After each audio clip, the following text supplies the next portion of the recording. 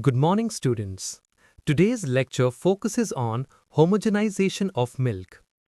Homogenization is a mechanical process used to modify the physical structure of milk, particularly the fat globules. In this session, we will examine milk structure, definition and objectives, pre-treatments, construction and working of homogenizer, process configurations, control parameters, and overall impact on product quality. Let us begin by understanding milk structure. Milk is an oil and water emulsion. Fat exists as discrete globules dispersed in a continuous aqueous serum phase. The fat globule size ranges from 0.1 to 15 micrometers. Large globules tend to rise due to density difference, leading to cream separation. This natural instability causes creaming within a few hours if milk is left untreated. Therefore, structural modification becomes necessary. Now, what is homogenization? Homogenization is a mechanical process that forces milk through a small opening under high pressure to subdivide fat globules. The primary objectives are threefold. First, prevent creaming. It stops formation of a cream layer. Second, increase stability. It creates a stable emulsion resistant to separation. Third, uniform texture. Every sip has consistent mouthfeel and whiteness. Thus, homogenization improves physical stability. The need for homogenization arises from four reasons. Counteract creaming. Fat separation reduces consumer acceptance.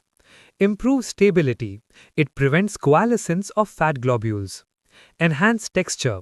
It improves rheological properties and mouthfeel. Recombine products.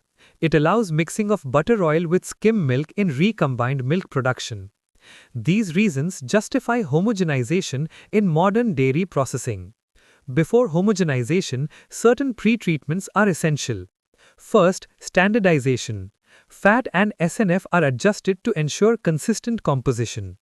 Second, preheating. Milk is heated to 55 to 70 degrees Celsius. Fat must be fully liquid above 35 degrees Celsius to allow proper breakup. Heating also inactivates lipase. Third, deaeration. Removal of dissolved air prevents cavitation losses and improves homogenization efficiency. Proper preparation ensures uniform results. Let us examine the construction of a homogenizer. The first component is the high-pressure pump. It generates 3 to 5 pistons to produce the required pressure. The drive system converts rotary motion into reciprocating piston action. The valve and seat assembly forms a narrow gap, typically around 0.1 millimeters, where intense turbulence occurs. Dampers and control systems reduce pulsation and maintain constant pressure. This equipment design enables fat globule disruption. Now let us study the working principle. Step 1. High pressure inlet. Milk is forced to the homogenizing head at 10 to 25 megapascal. Step 2. Narrow gap acceleration. Milk passes through a gap of about 0.1 millimeters. Velocity increases dramatically up to 100 to 400 meters per second. Step 3. Disruption forces. Turbulence, shear, and cavitation shatter fat globules. Step 4. Size reduction. Fat globules reduce from 3 to 5 micrometers to less than 1 micrometer. A new membrane forms from casein micelles, stabilizing the smaller globules. Homogenization can be single-stage or two-stage. Single-stage uses one homogenizing valve. It is suitable for low-fat products. However, re-agglomeration may occur. Two-stage homogenization has two valves. First stage, high pressure disrupts globules. Second stage, lower pressure breaks clusters and prevents clustering. Two-stage is best for standard milk and high-fat products to avoid cream plug formation. The process control panel monitors key parameters. Pressure, typically 10 to 25 megapascal. Back pressure, 2 to 3 megapascal. Temperature, target range 55 to 80 degrees Celsius. Must be above fat melting point. Flow rate, constant flow ensures uniform gap. Fat content affects homogenization efficiency. Higher fat increases energy demand without proportional size reduction. Therefore, optimal pressure selection balances efficiency and economy. Higher pressure means higher velocity, greater shear, and better disruption. The process summary shows transformation. Raw milk contains native fat globules averaging 3.5 to 5 micrometers.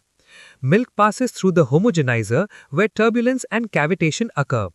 The final homogenized milk contains globules less than 1 micrometer.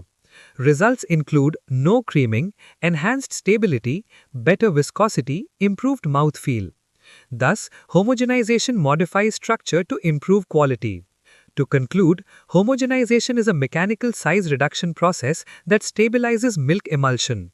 It prevents creaming, improves texture, and enhances consumer acceptability. However, proper preheating, pressure control, and two-stage configuration